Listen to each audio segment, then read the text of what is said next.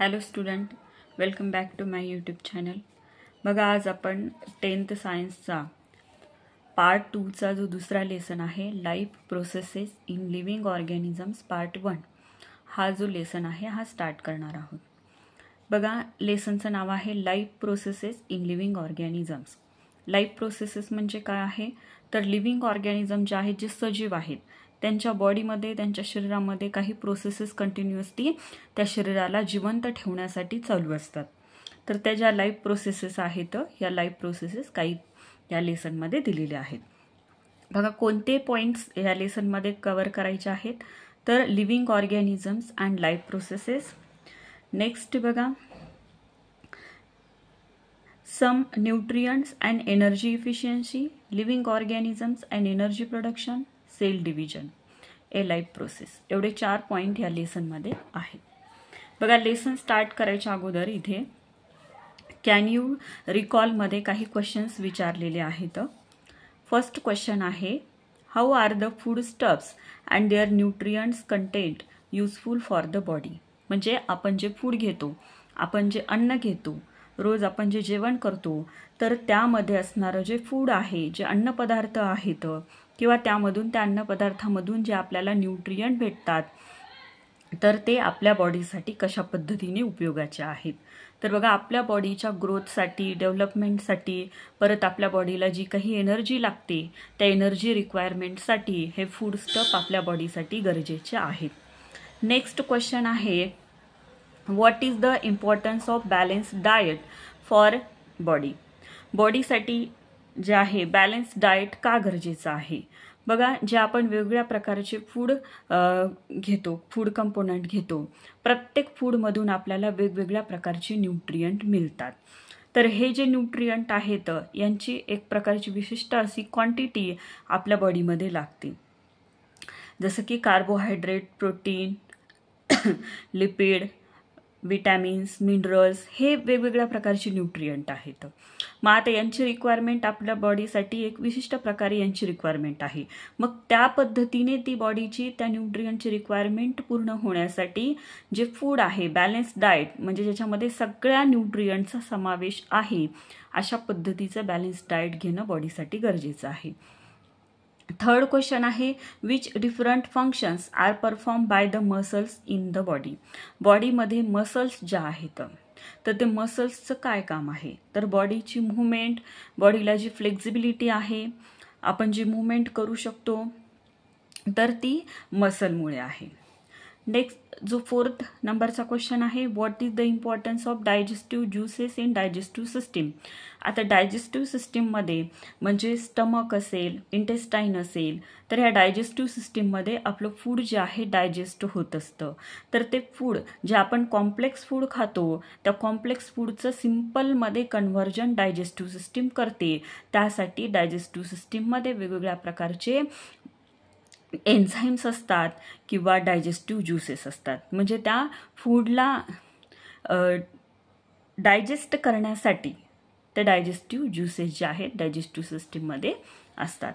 5th नंबरचा question आहे, which system is in the action for the removal of waste material produced in the human body. Human बॉडीमध्ये जे waste material तयार होते, म्हणजे काय, तर आपल्या बॉडीमध्ये जे काही चयापचय प्रक्रिया सुरू असतात, मेटाबॉलिक रिॲक्शन, तर ह्या चयापचय प्रक्रियेद्वारे काही कामाचे ज्या गोष्टी आहेत त्या तयार होतात बॉडीला, एनर्जी असेल किंवा इतर जे बॉडीला रिक्वायरमेंट आहे, तर त्या तशा पद्धतीने त्या गोष्टी तयार होतात. बट काही बिनाकामाच्या, म्हणजे काही वेस्ट मटेरियल, असे हार्मफुल मटेरियलसुद्धा बॉडीमध्ये तयार होत असतात, तर ते बॉडीच्या बाहेर टाकणं गरजेचं असतं.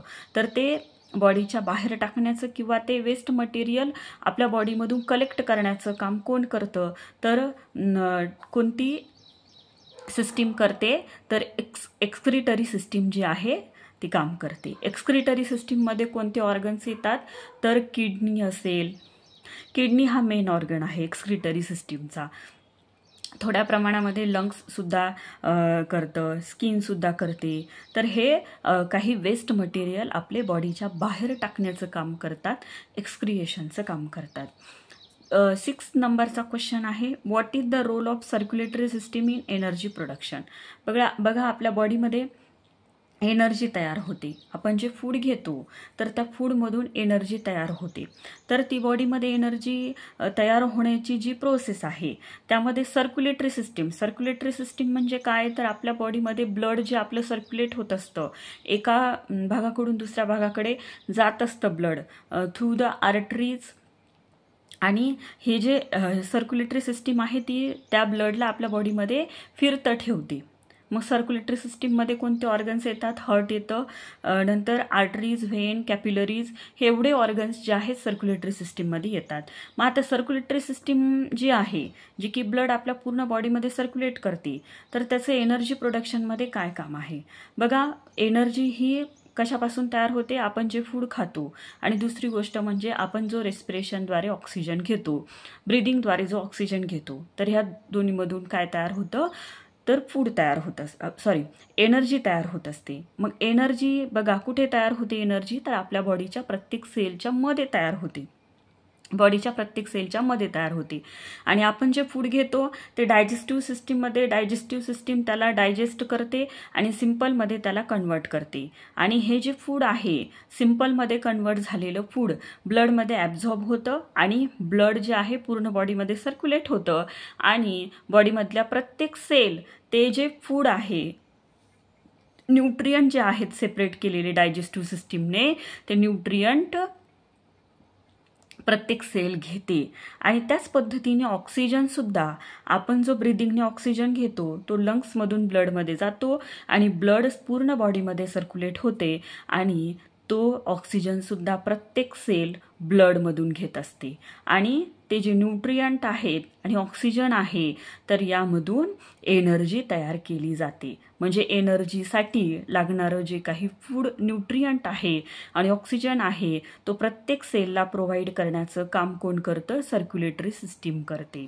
नेक्स्ट बघा 7 नंबरचा क्वेश्चन आहे, how are the various processes occurring in human body controlled and in how many ways. काय सांगितलेलं आहे, ह्युमन बॉडीमध्ये नंबर ऑफ प्रोसेसेस सायमल्टेनियसली सुरू असतात. मग याच्यावरती कंट्रोलिंगचं काम कोण करतं, ह्या प्रोसेसेस व्यवस्थित जे आहेत होतात, तर ते व्यवस्थित होण्यामागे कंट्रोल करणारं जे काही आपल्या बॉडीमध्ये कंट्रोलिंग सिस्टीम नेमकी कोणती आहे, तर कंट्रोलिंग सिस्टीम बघा आपली नर्वस सिस्टीम आहे, ज्यामध्ये ब्रेन्स येतं, स्पायनल कॉर्ड येतो, नर्वस सिस्टीम आहे. नंतर परत म्हटलं तर हार्मोनल सिस्टीम आहे, हार्मोन्स बॉडीमध्ये तयार होतात आणि त्या हार्मोन्समुळे सुद्धा खूप साऱ्या प्रोसेस ज्या आहेत कंट्रोलिंगमध्ये चालतात. तर अशा पद्धतीने आपल्या बॉडीमध्ये चालणाऱ्या प्रोसेसेस ह्या कंट्रोलिंग सिस्टीम कंट्रोल करते, नर्वस सिस्टीम आणि हार्मोन्स. नेक्स्ट बघा पहिला पॉइंट आहे living organisms and life processes. Living organism आणि लिव्हिंग ऑर्गॅनिझमच्या बॉडीमध्ये होणाऱ्या life processes. Various organ systems are continuously performing their function in the human body. काय, तर जे लिव्हिंग ऑर्गॅनिझम आहे किंवा ह्युमन बॉडी आहे, तर ह्युमन बॉडीमध्ये वेगवेगळ्या प्रकारच्या ऑर्गन सिस्टीम कंटिन्युअसली त्यांचं फंक्शन परफॉर्म करत असतात. Along with the various systems like कोणकोणत्या सिस्टीम्स आहेत, तर डायजेस्टिव्ह सिस्टीम आहे जी की डायजेशनचं काम करते, फूड जे कॉम्प्लेक्स फूड आहे त्याला सिम्पलमध्ये कन्वर्ट करण्याचं काम करते. रेस्पिरेटरी सिस्टीममध्ये एक तर ब्रिदिंग जे आहे, श्वास घेणं, जो ऑक्सिजन आहे तो इनहेल करणं आणि कार्बन डायऑक्साईड एक्झेल करणं. नेक्स्ट सर्क्युलेटरी सिस्टीम जे की ब्लड पूर्ण बॉडीमध्ये सर्क्युलेट ठेवते. एक्सक्रिटरी सिस्टीम जी की आपल्या बॉडीमध्ये वेस्ट मटेरियल जे तयार झालेलं आहे त्याला बॉडीच्या बाहेर कलेक्ट करून त्याला बॉडीच्या बाहेर टाकण्याचं काम करते. आणि नेक्स्ट आहे बघा कंट्रोलिंग सिस्टीम जी की सगळ्या ज्या काही प्रोसेसेस आपल्या बॉडीमध्ये चालल्यात त्यांच्यामध्ये कंट्रोलिंगचं काम जे आहे कंट्रोलिंग सिस्टीम करते. Different external and internal organs are performing their function independently but through a complete coordination. काय सांगितले, ह्या सिस्टीम ज्या आहेत कशाने तयार झाले, त्या ऑर्गन सिस्टीम ऑर्गन एकत्रित येऊन तयार झालेले आहेत. मग यामध्ये ऑर्गन जे आहेत काही एक्सटर्नल ऑर्गन काही इंटरनल ऑर्गन सगळे मिळून जे आहेत तर या सिस्टीममध्ये असणारं जे फंक्शन आहे तर ते फंक्शन परफॉर्म करतात. पण कम्प्लिटली कोऑर्डिनेशन नाही, this overall system is in the action in more or less same way in all the organism. Those are in the need of continuous source of energy for this purpose. आता बॉडीमध्ये continuously ह्या ज्या वेगवेगळ्या ज्या organ systems आहेत काम करतात, तर त्यांना वर्क करण्यासाठी सुद्धा बॉडीला एनर्जीची आवश्यकता असते. Carbohydrate, fats and lipids are the main sources of this energy. ही एनर्जी कुठून तयार करते बॉडी? तर आपण जे फूड घेतो, आपण जे अन्न घेतो, त्या अन्नामध्ये असणारे जे 3 न्यूट्रियंट आहेत. कोणते कोणते 3 nutrient? Carbohydrate, fats and lipids. हे जे न्यूट्रियंट्स आहेत यांच्यापासून ती एनर्जी तयार केली जाते. And it is harvested by the mitochondria present in each sale. आणि ही एनर्जी कुठे प्रोड्यूस होते? बॉडीच्या एका स्पेसिफिक ऑर्गनमध्ये प्रोड्यूस होत नाही, तर बॉडीच्या प्रत्येक सेलच्या मध्ये, बॉडीचं प्रत्येक ऑर्गनच्या प्रत्येक सेलच्या मध्ये जो मायटोकॉन्ड्रिया नावाची सेल ऑर्गनलीज असते, तर त्या मायटोकॉन्ड्रियाच्या मध्ये ही एनर्जी प्रोड्यूस होते. It is not like that only the food stuff is sufficient for the energy production but oxygen is also necessary. म्हणजे फक्त फूड स्टफच असतील तर, म्हणजे फक्त फूड कन्झ्युम केलं तरच एनर्जी प्रोड्यूस होते असं नाही, तर त्यासाठी ऑक्सिजन सुद्धा लागतो त्याला ब्रेक करण्यासाठी सेलमध्ये. All these that is the food stuff and oxygen are transported up to a cell via the circulatory system. आता बघा, हे जे फूड स्टफ आहे यातले जे कार्बोहायड्रेट, लिपिड, प्रोटीन्स हे जे न्यूट्रियंट आहेत आणि जो ऑक्सिजन आहे हे रक्ताद्वारे सर्क्युलेटरी सिस्टीमकडून प्रत्येक सेलमध्ये नेला जातो. Besides it is coordinated by the controlling system of the body that is life processes contributes in its own way. काय? तर प्रत्येक ज्या प्रोसेस ऑफ एनर्जी प्रोडक्शन म्हणजे काय? तर प्रत्येक आपल्या बॉडीमध्ये प्रत्येक ज्या प्रोसेस सुरू आहेत, तर त्या प्रोसेस एनर्जी प्रोडक्शनमध्ये त्यांचं काही नाही तर काहीतरी रोल आहे, प्रत्येकाचा रोल आहे. बघा, डायजेस्टिव्ह सिस्टीममध्ये एनर्जीसाठी फूड जे आहे कॉम्प्लेक्स फूड सिम्पलमध्ये कन्वर्ट करते डायजेस्टिव्ह सिस्टीम. म्हणजे जे एनर्जी प्रोडक्शनसाठी जे न्यूट्रियंट लागायले ते डायजेस्टिव्ह सिस्टीमकडून मिळतात. दुसरी गोष्ट, एनर्जी प्रोडक्शनसाठी ऑक्सिजन लागतो जो की रेस्पिरेटरी सिस्टीमकडून मिळतो. एनर्जी प्रोडक्शनसाठी हे दोन्ही कंपोनंट सेलच्या मध्ये जावे लागतात, जे की सर्क्युलेटरी सिस्टीमकडून ते पोहोचवल्या जातात. अशा पद्धतीने प्रत्येक ज्या काही बॉडीमध्ये लाईफ प्रोसेसेस चालतात, तर त्या कुठे ना कुठे त्यांचं जे काही एनर्जी प्रोडक्शनमध्ये त्यांचं वर्क आहे. Functioning of all these life processes also requires the energy. पण हे प्रोसेसेस जे होतात कंटिन्युअसली, तर त्या प्रोसेस होण्यासाठी सुद्धा एनर्जीची गरज असते. Human and other animal consume the fruits and vegetable. Plant are the autotrophs, they prepare their own food. काय सांगितलेलं आहे? आपण न्यूट्रिशन कसं घेतो आपण न्यूट्रियंट कशा पद्धतीने घेतो? तर आपण जे प्लांटला खाऊन किंवा प्लांट, ॲनिमल्स यांच्याकडून आपण जे आहे न्यूट्रियंट घेतो. पण प्लांट जे आहेत, प्लांट स्वतःचं न्यूट्रिशन जे आहे, न्यूट्रियंट स्वतः प्रिपेअर करतात त्यांच्या बॉडीमध्ये. म्हणून plants are the autotrophs. Autotrophs म्हणजे काय? तर स्वतःचं फूड स्वतः प्रिपेअर करणं. They prepare their own food. They utilize some of the food for themselves, whereas the remaining is stored in the various parts like the fruit, leaves, stem, root, etc. काय सांगितलेलं आहे की plant स्वतःचं nutrient स्वतः तयार करतात, food स्वतः तयार करतात. त्यातलं काही फूड त्यांनी जे तयार केलेलं आहे स्वतःच्या एनर्जी प्रोडक्शनसाठी वापरतात आणि राहिलेलं रिमेनिंग फूड जे आहे तर त्या प्लांटच्या इतर पार्टमध्ये स्टोअर्ड करतात. कोणते पार्ट? तर बघा, कोणत्या पार्टमध्ये स्टोअर्ड करतात? फ्रूट, लीव्ज, स्टेम, रूट अशा पार्टमध्ये ते त्यांचं जे फूड आहे ते स्टोअर करतात. आणि हे पार्ट खाऊन आपण आपलं जे फूड आहे ते घेतो. We consume all these various plant material and obtain different nutrients like the carbohydrate, fat, proteins, vitamins, minerals. काय? तर आपण हे प्लांटचे पार्ट खातो आणि ह्या प्लांटच्या पार्टमधून आपल्या बॉडीसाठी लागणारे जे न्यूट्रियंट आहेत, कोणते कोणते न्यूट्रियंट लागतात? Carbohydrate, fat, protein, vitamins, minerals हे न्यूट्रियंट आपण त्यांच्यामधून घेतो. Which food material do we consume to obtain these nutrient. मग आता हे न्यूट्रियंट कोणकोणत्या फूडमध्ये नेमकं कोणतं न्यूट्रियंट असतं. We obtain carbohydrate. कार्बोहायड्रेट कशापासून मिळतं आपल्याला. मिल्कमध्ये असतं, फ्रूटमध्ये असतं, जेगरीमध्ये असतं, गूळ असेल, केन शुगर साखर असेल, व्हेजिटेबल्स वेगवेगळे, potatoes, sweet potato, sweet meats किंवा सिरियल्स जे कोणतं वीट, मेज, रागी, ज्वार, मिलेट हे जे आहे तर तृणधान्य, राईस यांच्यामध्ये आपल्याला कार्बोहायड्रेट जास्तीत जास्त मिळतात. We get 4 kilo calorie energy per gram of carbohydrate. 1 gram carbohydrate जर आपण कन्झ्युम केलं तर आपल्याला एनर्जी किती मिळते. तर 1 ग्राम ऑफ कार्बोहायड्रेटपासून 4 किलो कॅलरी एनर्जी मिळते. Let us study the way by which this energy is obtain. आता एनर्जी कशा पद्धतीने प्रोड्यूस होते तर याच्यामध्ये आपल्याला पुढच्या पार्टमध्ये शिकायचं आहे. Many players are seen consuming some food stuff during the breaks of the game. काय सांगितलेलं आहे की जे प्लेयर्स असतात गेम सुरू असताना मध्ये मध्ये फूड स्टफ जे आहे कन्झ्युम करतात. तर यूज युअर ब्रेन पॉवरमध्ये विचारले why may be the players consuming this food stuff. मग मध्ये मध्ये हे फूड स्टफ ते का कन्झ्युम करतात.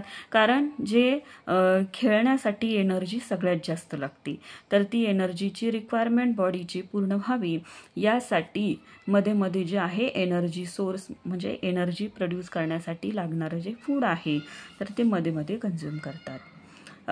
कॅन यू रिकॉल मध्ये क्वेश्चन विचारलाय what is respiration and how does it occur. Respiration कशाला वाढायचं तर रेस्पिरेशन द्वारे ऑर्गॅनिझम जे आहेत काय करतात एनर्जी प्रोड्यूस करतात. युजिंग द न्यूट्रियंट वापरून एनर्जी प्रोड्यूस करणं याला रेस्पिरेशन असं म्हणतात. हाऊ डज इट ऑकर तर हे आपल्याला बघायचं आहे की कशा पद्धतीने ते होणार आहे. बघा इथे living organism and energy production. Living ऑर्गॅनिझमच्या बॉडीमध्ये एनर्जी जी तयार होते नेमकी कशी तयार होते तर ते दिलेलं आहे. पण त्या अगोदर इथे काही जे रेस्पिरेशन म्हणजे फक्त ऑक्सिजन घेणं आणि कार्बन डायऑक्साईड सोडणं एवढ्याच पुरती रेस्पिरेशन ही प्रोसेस मर्यादित नाही आहे. त्याला म्हणतात ब्रीदिंग.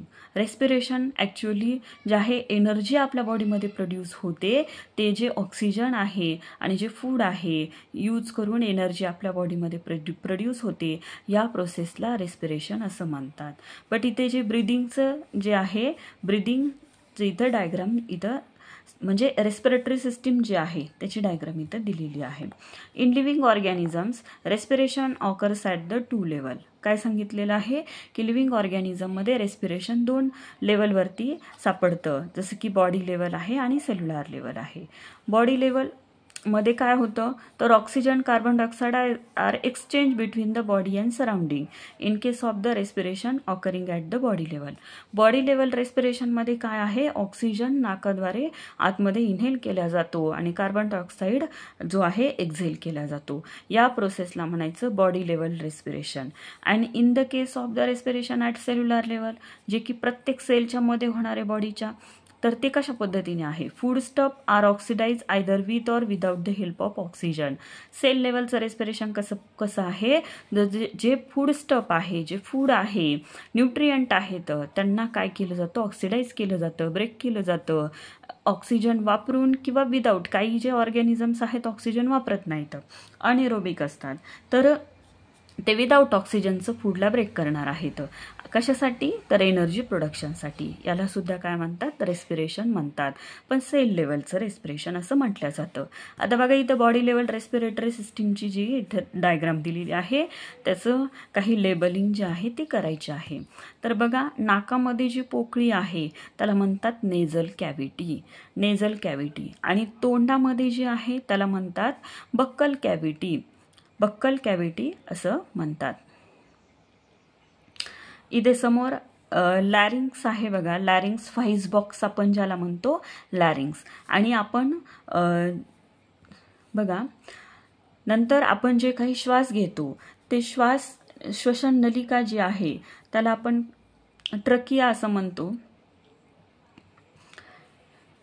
नंतर बघा जे म्हणजे ट्रकिया ज्या विंड पाईप किंवा ट्रकिया 2 लंग्समध्ये जाताना त्याला 2 जे आहेत 2 म्हणजे ब्रेक होते आणि 2 भागामध्ये त्याच्या 2 ब्रँचेस जात असतात, तर त्याला ब्रॉन्कस असं म्हणतात, ब्रॉन्कस. आणि हे जे लंग्स आहे, लंग्स किंवा रिब्स, लंग्सच्या वरती रिब्स आहेत, हे रिब्स, आणि रिब्स लंग्सच्या खाली इथे एक डोम शेपचं मसलचं ऑर्गन आहे, त्याला म्हणतात डायफ्राम असं म्हणतात.